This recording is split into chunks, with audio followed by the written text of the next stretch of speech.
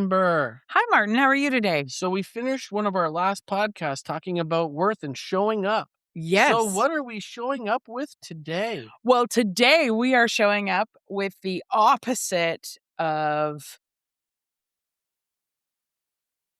I don't even know what I was going to say. I was going to say the opposite of silence. So the idea that we would have like radio silence. Okay. I think a lot of times in professional environments, we think silence is weak. But the third part of my manifesto is that silence is not weak. Silence is strategy. Sometimes silence is that strategy. Always silence can be presence. And sometimes it alone, the silence, can be the strongest, boldest, feistiest move we can make as leaders.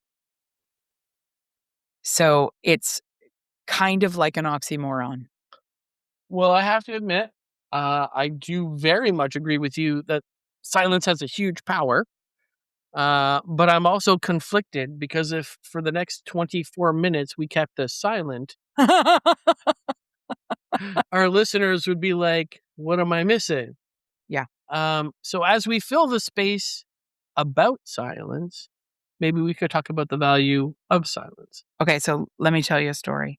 It's a really difficult story. It's a difficult story because it's mine, and it requires me to admit something that I am not proud of.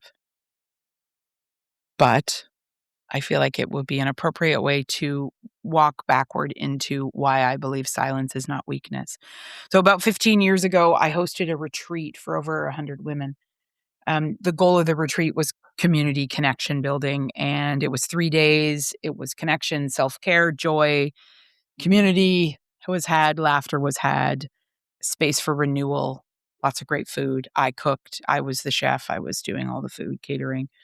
By all accounts, the weekend was a success, and I was flying high. Woohoo! Awesome, best time. And then right at the end, a woman came to me, one of the attendees, and asked to speak with me privately. And I was absolutely woo woo. I was, ego driven on a high, feeling great. I invited her into my office, and I could see that she was visibly upset. So I offered her a drink, like tea or coffee. And then I said, please have a seat. And before I could say anything else, she looked at me and said something that I will absolutely never forget. I never want to forget because it was a transformational moment. She said, "You are the most racist person I've ever met." Silence. This is the pivotal moment where I learned that silence wasn't weakness. I have often been known to be a feisty person even before I started talking about being feisty. But what happened in that moment was I became the least feisty version of myself because I didn't know how to respond. I mean, it felt like the air got sucked out of the room, and every instinct in myself wanted to defend myself. I wanted to explain. I wanted to justify what I was presuming or assuming they maybe thought I had done that was so racist. I wanted to say, you're wrong. That's not who I am. But I couldn't do any of it. I literally stayed still and I didn't utter a word. And in that silence, I began to feel every possible emotion: shock, shame, grief, confusion, definitely. And of course, in my mind, I started thinking about all the things. Well, how could they say this about me? How could this be possibly true? And then I remember just feeling empathy because this person sitting across the desk from me was so noticeably upset. And I don't know how long I was silent for, but it felt like a long time for me, the feisty PM.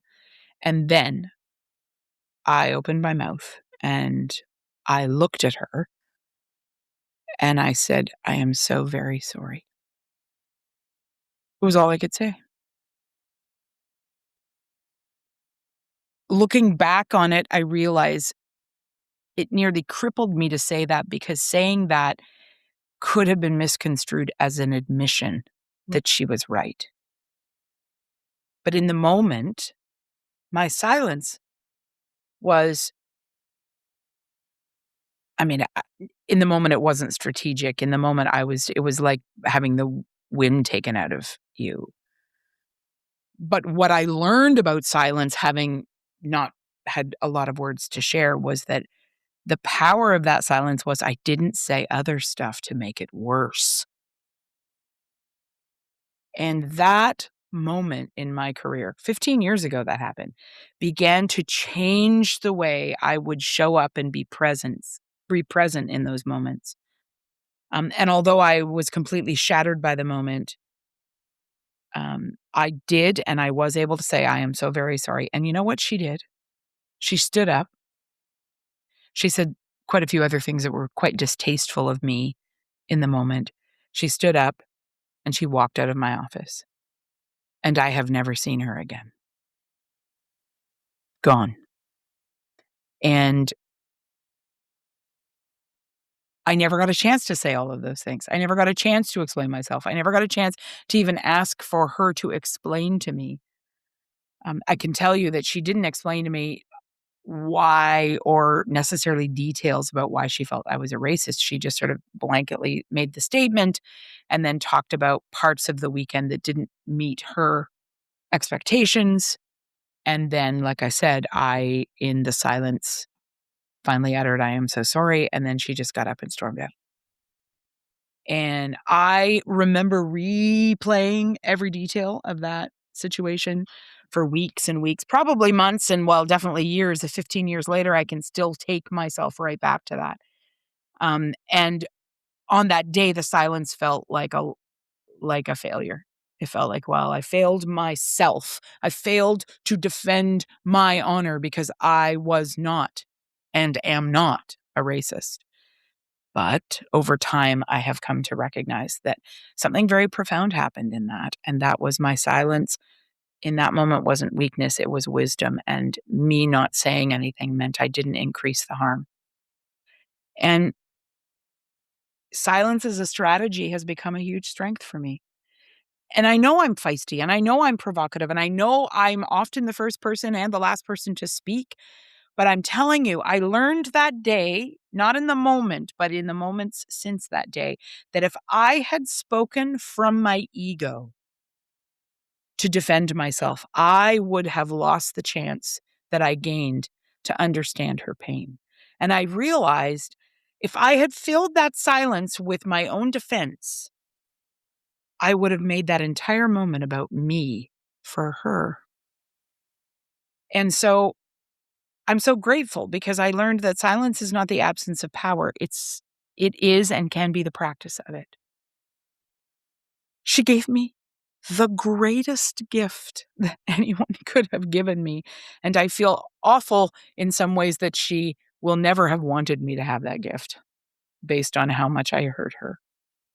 I did, and I am glad that the only thing I did say was I was sorry, and I meant it with every fiber of my being. I have come to mean that apology on so many new and different levels, but I learned in that moment that real leadership isn't about having the right words. It's about having the right presence. And in that moment, I think accidentally, backwardly, I practiced the correct presence to not harm further. And since then, I have learned what a power I have in not speaking out sometimes. And also recognizing that silence can be grace. This person who I believe wrongly accused me of something, oh, they didn't even need my admission of that. They needed my grace. And I mean this, I accidentally gave them that grace that day. But I have come to learn that that was a beautiful thing, and I want to keep that on repeat as a leader. And honestly, what I have learned since then in these past 15 years is when I go silent, if I choose to go silent, I'm not surrendering in those moments. I am being intentional. Because I often, and in that case, I can look back, I wasn't, my ego could not be trusted. My ego could not be trusted not to explain to her she was wrong. This woman did not need my explanation. She needed an apology, and she needed to be able to get that out and off of her and onto me. And I accepted that. I took it. And although I would love to see her again, and I would love for her to know how much she impacted my life, I also have had to let that go and just be a different person from that situation. So, yeah, silence for me has become really powerful. And of course, depending on who you ask in my life, including you, you may say, you don't practice it enough. But I think it's about the strategic moments to be silent. And for me, it became about learning to relegate my ego. And for me, because I am such a talker, relegating my ego sometimes means I ought not to comment on that. And that's for nobody else's reason than it's my own. I need more time. I need to be more present. I need to recognize that if it's possible that my behavior can be seen as racist and I'm not self-identifying as that, I need to figure out what that gap is. And over the last 15 years, I have. And I realize it's a lot of times when I just run my mouth off and or see and make decisions from my worldview only, from my point of view only. My ego run amok. I can create such harm, and I don't want to do that. I don't want to do that. I want my life, my words, and my behavior to create generous space for everyone. But if I'm not consciously working on that, practicing that, oftentimes I can create harm, and I have harmed a lot of people. I have no doubt that this is just the one person who was bold enough to tell me to my face. But I'm sure, and I know that there were others. And for those, I do feel sorry. All I can say is that I have consciously moved forward and made very different decisions and accepted so much more of that perspective in myself than I ever would have had no one had the nerve. I did not mean to harm her. And yet someone, and in this case, her, she was harmed by me. And for that, I am responsible. I am sorry. And the best way for me to hold myself accountable is to use that as an opportunity for me to take strength to behave differently in the future. And that silence in that moment gave me this awareness. It gave me awareness that I needed to, shut up sometimes. So that's my story. Mhm. And that's why I'm so committed to recognizing that sometimes silence is our greatest strategy as leaders. And I like how you brought it back to ego because, both you and I are communicators who teach communications. Mhm. And so, I've heard over and over again whenever especially when I'm teaching a de-escalation course, well, silence means I agree. Mm. Okay. And, I can understand, but you and I both understand also because we come from a debate background. Yes, we do. Okay. So in debate, it's about the right information to win. It's an intellectual game. Yeah. And what I heard you just talk about was a very emotive story. Yes. And when I talk about de-escalation, I'm like, never bring logic to an emotional gunfight. That's never going to work. You're right. If someone's emotional and they're in an emotional space, their brain, their disposition, their neurobiological state Correct. is unable to hear logic or space. And that's a physical, provable scientific Yeah. thing. And I do want to just reiterate that because that means it's an unfair altercation that you're walking into. And unfair means unfair. We are expecting things that are not possible. Yeah. And so you brought silence in, and I love your use of this because silence in this case is an emotional choice Mhm. for EI to say, whether we are explicit or implicit, I feel your pain. Mhm. and I want to create a space for you to speak into that. Mhm. It's the invitation. Well, it's interesting because even just what you said, I really like what you said, but what you said is also inappropriate Mm, in many situations. Silence communicates what you said, but it doesn't say what you said because I think a lot of times and our entire predisposition, you and I, to speak out the situation is arrogant and mm, ego driven. We don't know it. We're not I don't think we do it intentionally for that, but I think we lack self-awareness that that can be received as arrogance. Like I'm presuming to understand how to create the right emotional environment right now. It's like, I have people say, "Well, how do you create psychological safety?" And I'm like, "You don't." And they're like, "Well, but we have to." And I'm like, "Yeah, we have to, but we have to do it in collaboration collectively." You cannot tell someone what will make them psychologically safe. It doesn't work that way. My safety, your safety, different. Different. This is why we have 60 and 70-year-olds who are in the workforce, almost ready to exit the workforce, and they are free falling confused about how to speak appropriately in the workplace, what words to use that people won't be upset about. They don't that their entire kind of the game of their workplace is shifted, and often it has to do with language. And to them, they're just angry and upset, rip, firing mad. Well, that's not right, and we don't have to change. And why do we have to say it this way? And why can't we say it that way? We've always said it that way. And you just recognize it's not that we can or we can't. It's we get to collaborate to create rooms, meetings, organizations that are safe, but we only do that when we ask and we share with everyone what does safe feel like for you.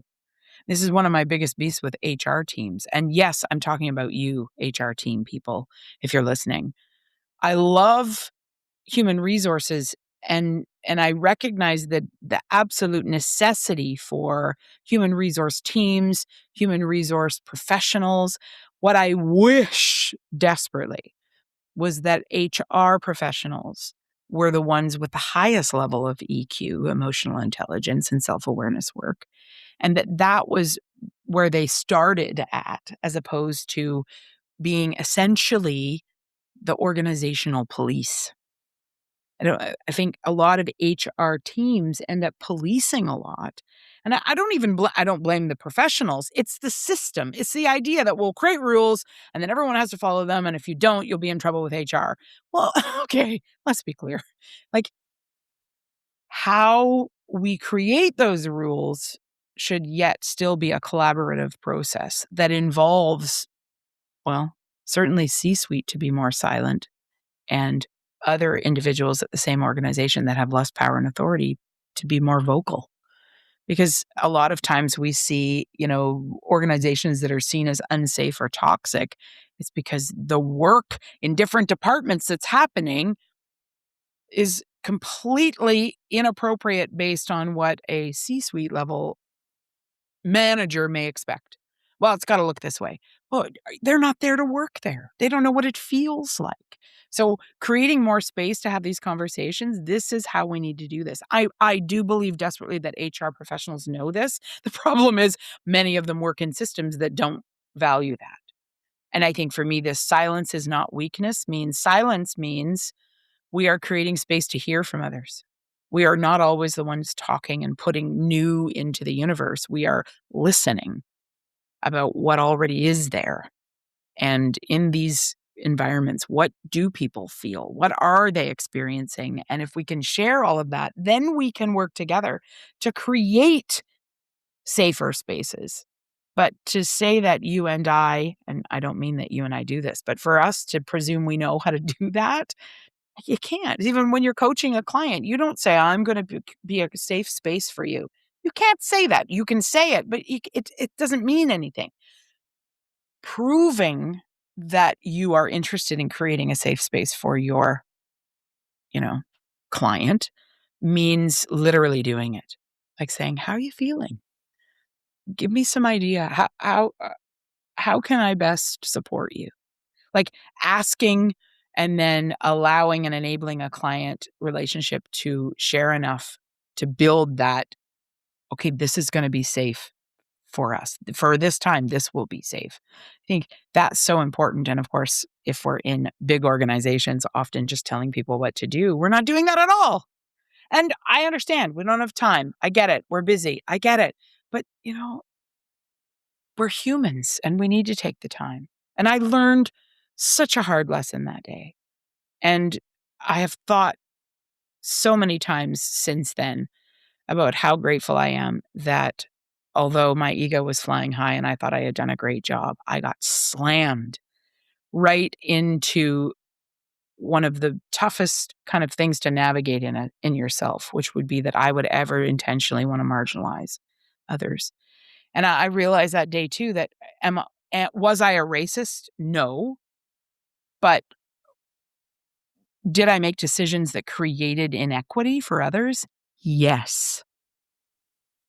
That is still something that I need to be taken to task for and be held accountable for. Would I see that as racism? No, because I knew for me it wasn't premeditated, but I was blind to the fact that the decisions I was making was having that impact. I needed to be put in my place. And at the same time, I needed to recognize that my silence there helped me understand how to not always bull in a china shop my way through conversations because I felt like, or I feel like I'm feisty enough to do it. Silence is not weakness, it is opportunity. And taking those moments to think critically. And like you said, to think about, okay, if this is an emotional or a highly emotive situation, I need to lower my expectations about whether logic and reason and facts are even going to be relevant. Because I know when I'm really emotional, it doesn't matter what facts you throw at me. I can't grasp them. My brain, it's inaccessible to me. It's a chemical inaccessibility reaction going on in my brain. I literally need to go and regulate and calm down before I can begin to think reasonably and logically again. So, yeah. Yeah, and as you just brought up again, humans are an interesting design. Yes. And when we are, especially in that unsafe space, Mhm. fight, flight, or freeze kicks in. Mhm. Okay. And when that happens, we know the blood comes from the neocortex Yep, because it's not safe and I have to survive. that's right.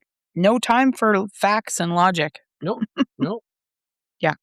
Yeah. And so I think about, because just as we're getting ready to wrap up, but I do think about some of the things that we've done over time. Like I remember back in the early days when you were told things like, well, if somebody's feeling upset, just tell them to relax or calm down. You've been told to relax or calm down anytime lately, Amber? I have not, but it's because I have my partner well trained to never say that to me. Yeah. I once heard a police officer utter, relax already and calm down. And I'm like, oh, well, now that was it. It was, Well, and from your perspective as a conflict coach, like that's so far away from a de-escalation technique. yes. And this is the hard part is that it is about de-escalation. And I think silence can be this amazing tool Mhm. for helping de-escalate. Of course, silence can be misconstrued also. That's right. But here's the thing about this, I never got to tell my story to this lady. I never got to explain myself. I never got to help her understand that I didn't mean what I'd done. And that has torn me up for 15 years. And yet at the same time, it's been wonderful because it's made me such a strong advocate for speaking this stuff out and recognizing that it is not that you will not have time to explain yourself. It is that in that moment where emotions are running high, it is not the time. And it's funny, even when my partner and I fight and argue, don't give me a defense. Don't give me both. If both of us can remove ourselves enough from the highly emotive state, having a discussion logically about what happened is much easier later. So it's not that you'll never get a time to defend yourself. It's just It's like saying, I'm sorry, but no, I'm sorry and end. No more to be said. Silence after that. And let the silence hang for as long as the other party wants the silence. And sometimes people say to me, "Well, you apologize for that, but were you really sorry?" And I'm like, "Absolutely. I was sorry to be in the situation. I was sorry they were upset. Was I sorry I said it? No, but I didn't say I'm sorry I said it. I said, Yeah. I'm sorry."